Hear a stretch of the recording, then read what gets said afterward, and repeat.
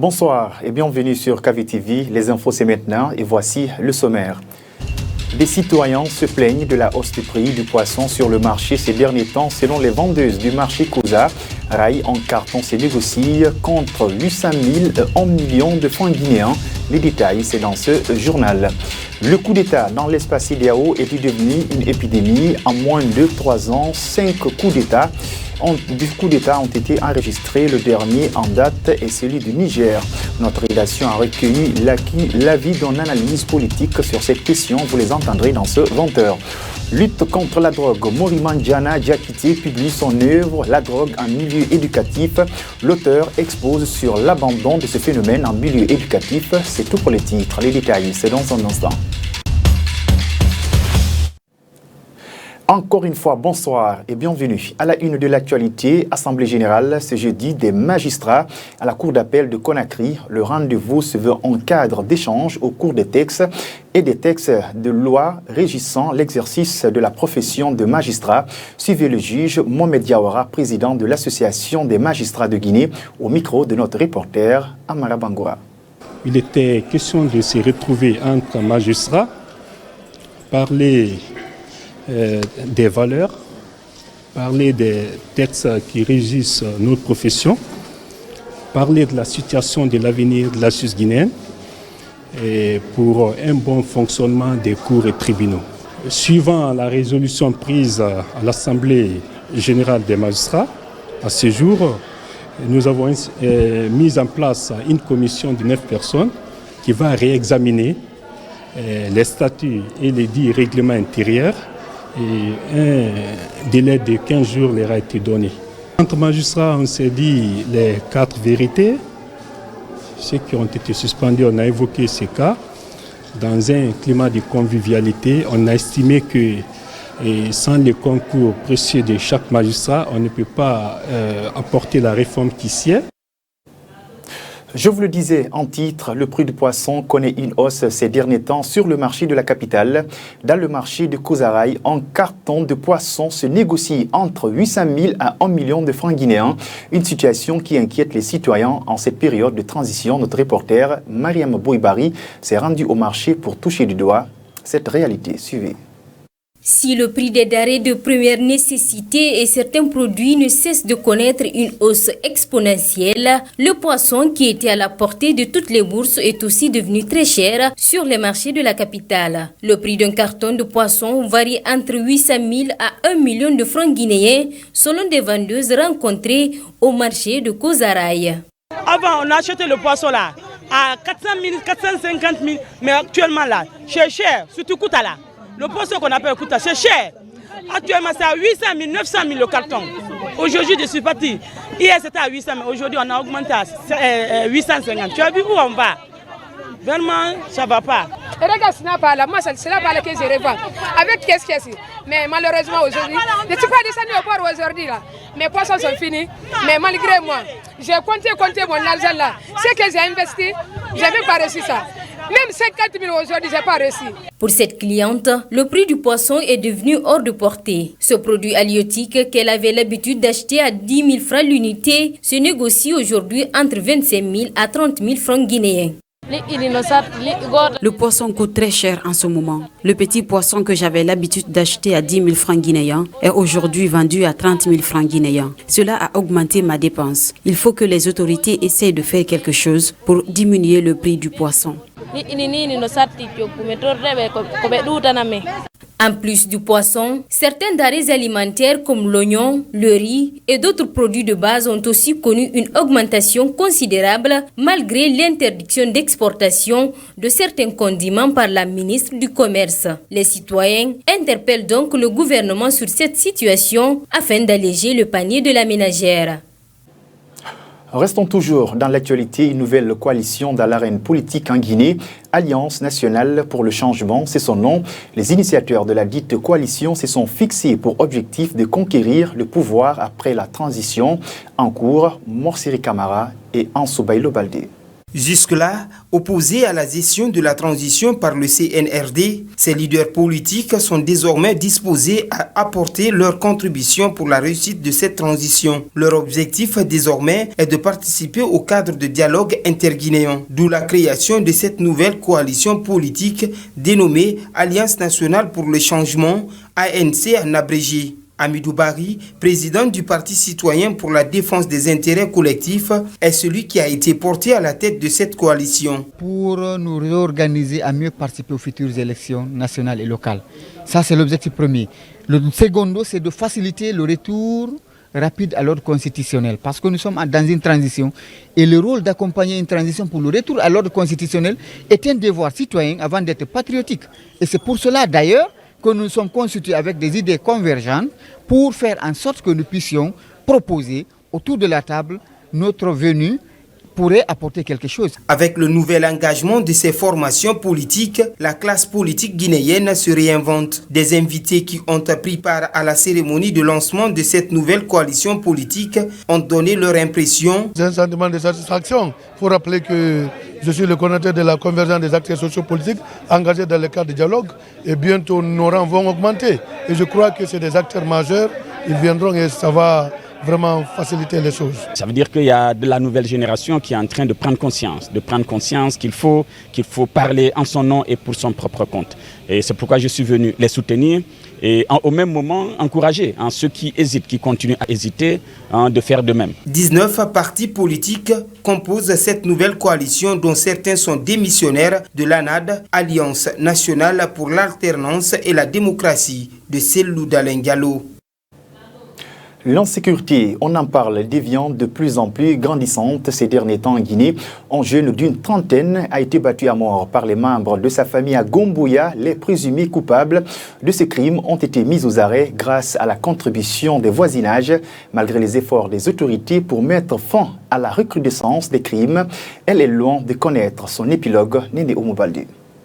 Ce crime s'est produit ce mercredi dans l'après-midi à Gomboya. Sur ces images, l'on aperçoit de loin où le corps de Tcherno Moussa Bari a été retrouvé. Ce jeune homme aurait été froidement assassiné par les membres de sa famille avec qui il vivait sous le même toit. Sur place, certains membres de sa famille qui ont tenté de fuir ont été immédiatement arrêtés par les gendarmes. Ce témoin, qui a préféré garder l'anonymat, raconte les circonstances dans lesquelles il aurait retrouvé ce cadavre. Vers les 17h, 18h, les enfants ont commencé ici à lancer des rumeurs soi-disant que les parents de Tcherno l'ont battu ici dans la concession, que comme on l'a battu ici dans la concession, que là ici qu'il agonisait, qu'il était même mort, qu'on l'a étranglé. On a deux enfants qui étaient devant nous, que c'est pas vrai. Personne n'a cru ça de soi. Vous voyez qu'on a tué une personne ici dans le quartier. Sur le coup, on part sur le lieu, on trouve 2 personnes ici arrêtées qui étaient sur le cadavre avec 2 à 3 amis ici du quartier. On était autour d'un groupe de 4 à 5 personnes. Arrivé ici, on voit directement que tous ici sont pour. Les gens tous ici sont pour. Ils voient vraiment ici que c'était un dépôt. Il avait déjà rendu l'âme. Dans la famille meurtrière, un silence cimetière règne. Le grand frère du défunt, perturbé par la nouvelle, dit avoir perdu un jeune frère qui avait beaucoup d'ambition. Moi, je ne suis pas sur place. Nous sommes de l'autre côté et il n'y a jamais de problème. On ne nous a jamais signalé de problème. Donc nous sommes tous surpris de ce qui s'est passé. C'est un jeune qui était très bien, c'est vrai. Il est même chauffeur. Il travaillait ici, il a fait des voyages, il est revenu. Vraiment, on n'a rien connu d'extraordinaire autour de lui. Sauf que peut-être sur ces derniers temps, il semble qu'il a un problème mental. Ça, on retient ça. Cette autre image est celle d'un des présumés assassins de Tcherno Moussa Bari. En cette période de transition, les cas de crime deviennent monnaie courante. Des citoyens inquiets ne savent plus à quel sein se vouer. Autre facette de l'actualité, les coups d'État sont-ils devenus une épidémie qui touche les pays de l'Afrique de l'Ouest? Difficile de répondre, mais la région a enregistré 5 coups d'État en 3 ans. Le dernier cas date s'est produit ce mercredi au Niger, où le président Mohamed Bazoum a été renversé par les militaires. Mais qu'est-ce qui expliquerait cette récurrence de coups d'État en Afrique de l'Ouest? Élément de réponse avec Mamaïsata Tawel Kamara. Ce jour, 26 juillet 2023, nous, forces de défense et de sécurité, réunis au sein du Conseil national pour la sauvegarde de la patrie, CNSP, avons décidé de mettre fin au régime que vous connaissez. Du mois d'août 2020 à juillet 2023, 5 coups d'État se sont succédés en Afrique de l'Ouest. Le Mali, le Tchad, la Guinée, le Burkina Faso et le Niger ont vu leur gouvernement renversé par les militaires. Cabinet Fofana, analyste géopolitique, explique ce phénomène par le non-respect des principes démocratiques et l'ingérence des militaires dans la sphère politique. Pour le cas, par exemple, de la Guinée, le putsch a été justifié, bon an, mal an, supposément ou raisonnablement à cause disons, du troisième mandat. Ailleurs, c'est les questions sécuritaires qu'on met en avant. Les militaires sont ceux qui assurent, disons, le pouvoir politique. C'est eux qui garantissent, parce que c'est eux qui exercent ce pouvoir de coercition. Si c'est eux qui doivent décider et qui doivent mettre en œuvre le pouvoir, c'est compliqué. Les coups d'État deviennent tous les jours une fièvre qui contamine les militaires. Mohamed Lamine Kaba, homme politique, qualifie cette récurrence d'un danger pour la démocratie dans ces pays ouest-africains. Il a condamné ce phénomène et invite les pays à faire des réformes dans le cadre de la formation militaire. Lorsqu'on sait que les présidents, de façon générale, qui ont été renversés, ont tous été élus de façon démocratique par leur peuple, et qu'en un minimum de temps, les situations sont renversées de la sorte par les forces armées, on a l'absurde impression que la démocratie elle-même n'est plus une garantie pour la stabilité institutionnelle, pour la stabilité politique de nous, des pays quand même de la sous-région. Et malheureusement aussi, exclusivement francophones. Nous déplorons ce fait. Nous pensons qu'il sera important de revoir, si vous voulez, le statut de nos militaires. Depuis les indépendances, les pays africains se distinguent par le caractère fondamental des coups d'État. L'Afrique de l'Ouest est la plus touchée par le printemps. Pour plusieurs observateurs, les présidents de leur côté doivent respecter les principes démocratiques, notamment l'alternance au pouvoir, afin de permettre au pays de prendre le chemin de développement.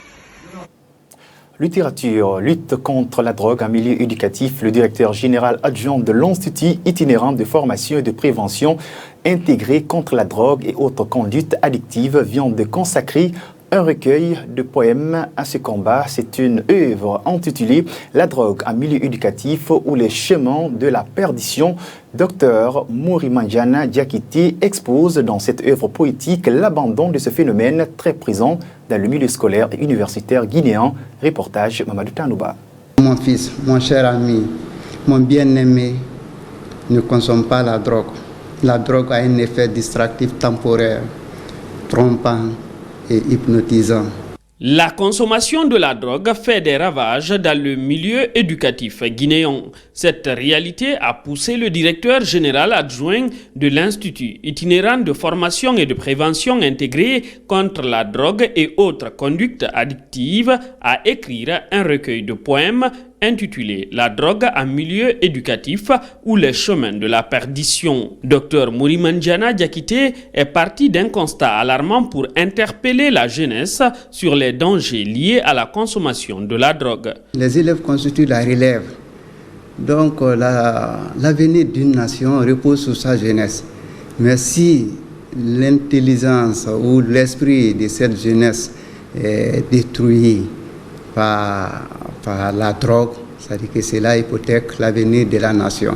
Donc c'est pourquoi moi j'ai préféré, j'ai consacré du temps à produire ce document. Ça a été fait en un laps de temps, puisque l'essentiel de ce document a été produit en espace de 3 semaines. Si certains élèves et étudiants consomment la drogue dans le but de mieux apprendre les leçons, ce spécialiste estime que ce raisonnement n'est pas vérifié. Ceux qui disent qu'en consommant des stupéfiants, ça peut accroître l'intelligence, et puis que c'est pas vérifié scientifiquement, ce n'est même pas possible scientifiquement. Cet ouvrage sur la prévention contre la consommation de la drogue en milieu scolaire et universitaire est la 5e œuvre de Mourimanjana Diakité. Sport à présent, après son retour triomphal au pays, le Sili Basket a effectué ce mercredi une parade dans la ville de Conakry Pour présenter le trophée au peuple de Guinée, partout les citoyens étaient massivement mobilisés pour rendre un vibrant hommage aux jeunes basketteurs guinéens champions d'Afrique. Le film de cette cérémonie, c'est avec Lansana Fofana. Toute une marée humaine. Les images sont fortes et indescriptibles. Nous sommes à Kaloum, le centre-ville de Conakry. Il est 14 h. L'équipe nationale de basketball de Guinée, des moins de 16 ans, accompagnée d'une foule immense, arpente les rues de la ville avec un trophée continental. Une première dans le pays. Les citoyens sont venus de tous les horizons pour féliciter les champions d'Afrique. De Kaloum jusqu'en banlieue, l'équipe a communié avec son public. Partout, ce sont des scènes de liesse. Les jeunes basketteurs acclamés avec fierté. À leur jeune âge, ils sont les premiers à remporter une Coupe d'Afrique des Nations. Un exploit que la République de Guinée n'a pas connu depuis son accession à l'indépendance en 1958. La Guinée, unie, comme une seule personne, est en train de supporter l'équipe nationale. Donc ça, on est très fiers. Et surtout, il faut savoir aussi que depuis l'indépendance, c'est la première fois que ça se passe. C'est une fierté pour la Guinée. C'est une fierté, c'est la Guinée. Nous sommes fiers d'eux. Nous sommes fiers d'eux. Je suis fier de cette équipe. Je suis très content. Je suis même dépassé de joie. Ça fait tellement très longtemps qu'on n'a pas eu la coupe ici. Donc avec ces jeunes aujourd'hui, nous avons la coupe. Ici, la ferveur est totale.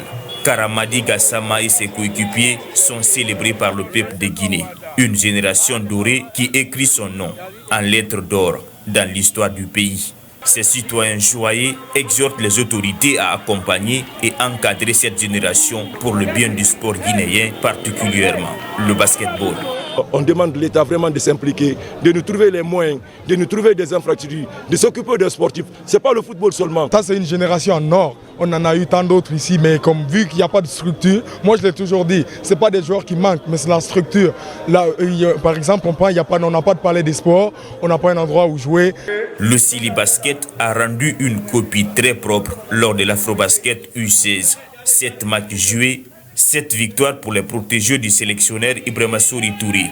Nourgassimou Touré a été élu meilleur joueur de la compétition et Arafan Diané a raflé le prix de meilleur rebondeur. Selon les observateurs, aucune équipe n'a réalisé un tel exploit depuis la création de cette compétition. Un record, tout simplement.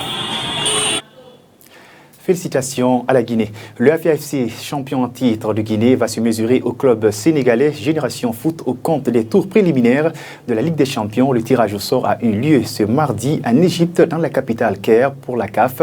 Cette équipe guinéenne, qui était longtemps absente dans les compétitions africaines, va représenter la Guinée. Le club guinéen a déjà débuté les entraînements au stade de Petit Sori de Nongo. Ce mercredi, le secrétaire général du AFIA-FC a décliné leur ambition. Suivez son intervention au micro de Mamaïsa Tatawel Kamara et Sata Kourouma. Oui, nous avons suivi avec attention ce tirage au sort. C'est la Ligue des Champions. Si un club se retrouve là, c'est qu'il a cravaché dur pour être soit champion ou vice-champion, ou en tout cas un club majeur de son pays. Donc nous respectons Génération Foot. Nous pensons que c'est un club, à la fois une académie qui a fait ses preuves à travers, disons, la formation des jeunes, de beaucoup de joueurs à travers le monde entier et l'Afrique, bien sûr.